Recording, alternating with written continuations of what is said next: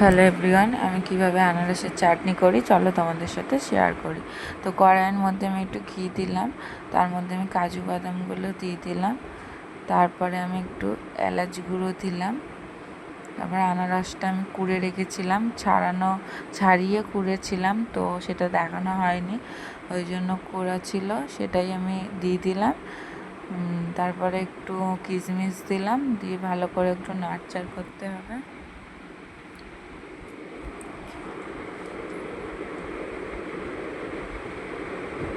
তারপর এখানে আমি একটু আদা কুড়ে নেবো,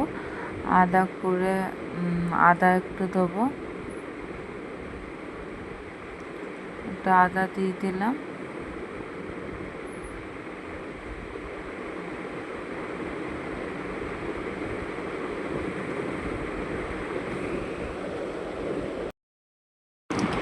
এর মধ্যে একটু চাট মশলাও দিলাম।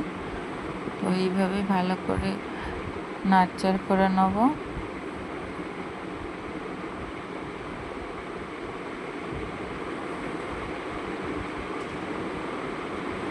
এর মধ্যে একটু বিট নুন দিয়ে দিলাম।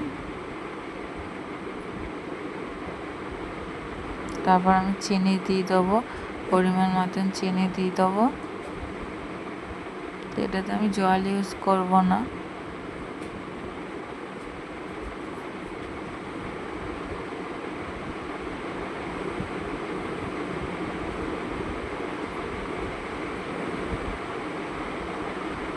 আবার একটু চাট মশলা দিলাম।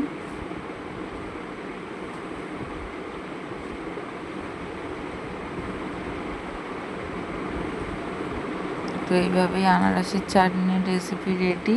কেমন হয়েছে জানিও। আশা করছি খুবই টেস্ট লাগে এই আনারসের চাটনিটা। তো তোমরা একবার বাড়িতে করে দেখো,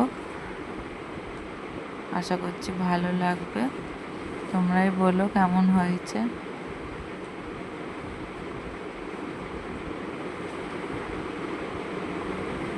আনারসের চাটনি আমার রেডি, কেমন হয়েছে জানিও।